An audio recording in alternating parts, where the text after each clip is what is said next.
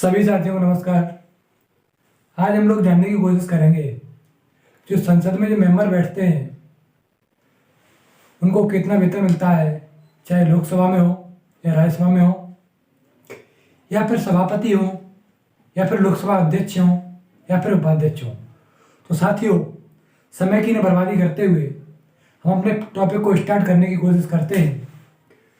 सबसे पहले तो हम जानने की कोशिश करते हैं ये जो वेतन मिलता है हमारे संसद में लोगों को, तो क्या वेतन की शुरुआत हमारे संविधान में कोई इसके तहत कुछ लिखा गया था कि जो लोग संसद के जो मेंबर होंगे उनको वेतन दिया जाएगा या नहीं दिया जाएगा। तो साथियों, हम आपको सीधे शब्दों में बता देते हैं कि जो वेतन है वो संविधान में किसी भी तरह से उसका कोई जिक्र नहीं किया गया था कि मतलब कि वेतन लोगों को मिलेगा या नहीं मिलेगा। तो फिर वेतन की शुरुआत होती कहाँ से है? तो साथियों, जो संसद के जो लोग थे, जो लोकसभा के हों चाहे राज्यसभा के हों, 1953 में, तो साथियों 1953 में इन्होंने ये आवाज़ उठाते हैं, मतलब एक तरह से कह सकते हैं जैसे अपना कानून बनता है वैसे उन्होंने एक अपने आवाज़ उठाई बनने के लिए कि हमें मतलब वेतन मिलना चाहिए। 1953 में इन्होंने एक आवाज़ उठाई कि हमें संसद के लोगों को वेतन मिलना चाहिए। लेकिन फिर साथियों, फिर बहुत ही जल्द 1954 में इनके भत्ते वेतन का अधिनियम 1954 में जल्दी ही पारित हो जाता है। क्यों पारित हो जाता है? आप लोग तो समझते ही हैं कि जो लोग ऊपर बैठे हुए हैं तो वही कोई भी लॉ अगर पास होकर के आता है तो उन्हीं के थ्रू आता है। तो जो लॉ था वो उनके पक्ष में था, तो उन्होंने उसको पास कराने में देरी न की, एक समय के अंदर पास करा दिया। फिर उसके बाद में साथियों, यहाँ तक ही नहीं, हम लोग क्या करते हैं, एक वेतन की अगर बात आ रही है तो बोलते हैं क्योंकि जो नेता होते हैं तो वो 50,000 मतलब कि उन्हें मिलती सैलरी 50,000 मिल रही होगी, 1 लाख मिल रही होगी, और हम लोग 5 किलो राशन के चक्कर में आकर के अपना एक बहुमूल्य वोट जिधर चाहे उधर ही मूव कर देते हैं।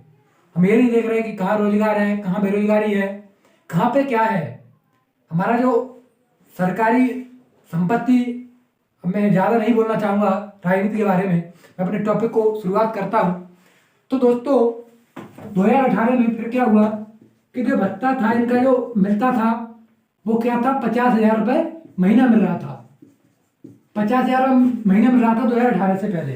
लेकिन 2018 में फिर उन्होंने कहा कि महंगाई बढ़ रही है और उसके बाद में हमारा वेतन बढ़ना चाहिए। तो वेतन उन्होंने बढ़ाया, वेतन को कहाँ पे पहुँचा दिया, इसको कर दिया 1 लाख रुपए पर मंथ कर दिया। उसके बाद में साथियों उन्होंने और भी वेतन मांगने की, मतलब और भी भत्ते की मांग की, जिसमें कुछ भत्ते के बारे में जानकारी जानने की कोशिश करते हैं। तो पहला था इनका जो वो था चुनाव खर्च होता है, चुनाव भत्ता। तो चुनाव भत्ता इन्होंने साथियों, ये पहली बार नहीं था कि मतलब कि पहली बार इनका इंट्रोड्यूस हुआ हो, उन्होंने तो अपना वहीं पे पास करा लिया था जब हमारा ये लोक प्रतिनिधि अधिनियम था, उसमें इन्होंने गुपचुप करके जो भी कुछ था वो करा लिया था। तो उसके बाद में साथियों, उससे पहले 2018 से पहले ये मिलता था 45,000, इसको बढ़वा करके कितना कर दिया, 60,000 प्रति माह। दोस्तों, अब आप सैलरी का अंदाजा लगाइए, अभी नहीं, अभी तो मैं और लिख रहा हूँ, आप कैलकुलेट मत करिए। अभी इनकी सैलरी मतलब कितनी बनती है? आप ये कहते हैं मतलब कि ये तो सरकार के लिए काम करते हैं, इनको कोई सैलरी नहीं मिलती है, ये तो मतलब बहुत कम ही पैसे मिलते होंगे। तो मैं और आपको लेके चलता हूँ और आगे। 2010 से पहले साथियों एक आवासान भत्ता मिलता था। 2010 से पहले आवासन भत्ता था, प्रतिदिन के हिसाब से मिलता था।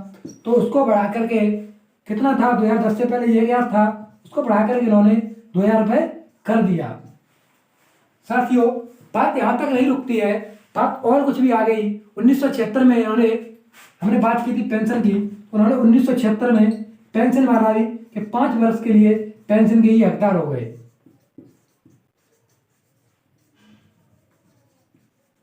पेंशन के हकदार हो गए।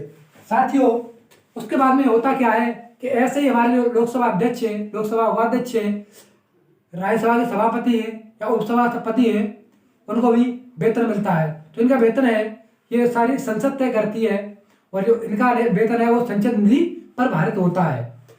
तो साथियों ये हमें जानने की बस जरूरत इतनी सी है कि उनका जो वेतन होता है, जो लोकसभा मेंबर है या राज्यसभा मेंबर है, उनके वेतन की अपेक्षा ये वेतन थोड़ा अलग होता है। मतलब अलग मतलब ये है कि ये संसद के वार्षिक मत के अधीन नहीं होता। मतलब संसद उसको वार्षिक मत में नहीं निर्धारित करती है, इसको कौन करती है?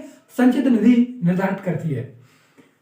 तो 1953 हमने बात कर ली, 1953 में इसको पारित किया गया, उसके बाद में 1954 में ये लागू हो गया।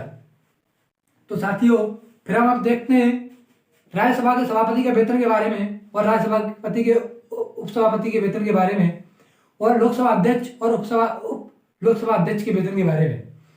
तो साथियों इसका जो वेतन था, अब इनके भी हम वही बात करते हैं जो 2018 की बात थी। तो 2018 से पहले जो सभापति का वेतन था वो था 2.5 लाख पर मंथ। इसको 2018 के बाद बढ़ा करके साथियों उसकी बढ़ोतरी कर दी और कितना कर दिया, ये 4 लाख रुपया पर मंथ कर दिया गया।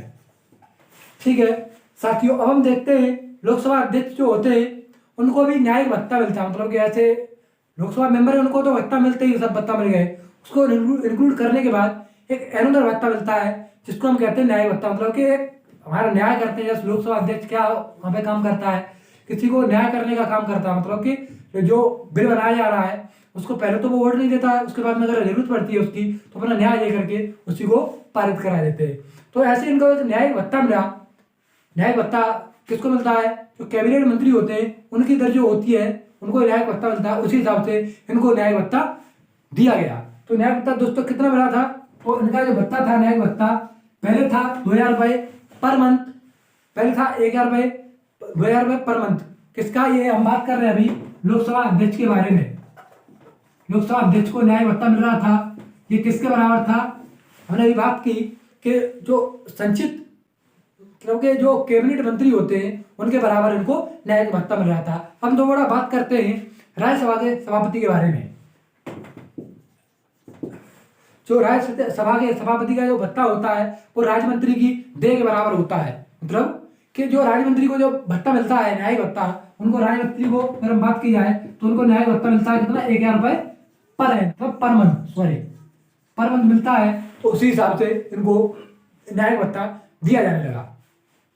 साथियों फिर हम अपनी वीडियो को यहीं समाप्त करते हैं।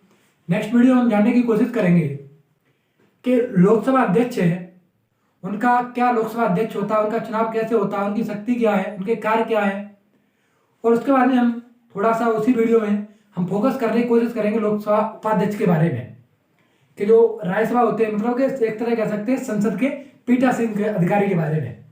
तो साथियों समय को बर्बाद करते हुए आज के लिए बस इतना ही। पढ़ाई करते रहें। All the very best.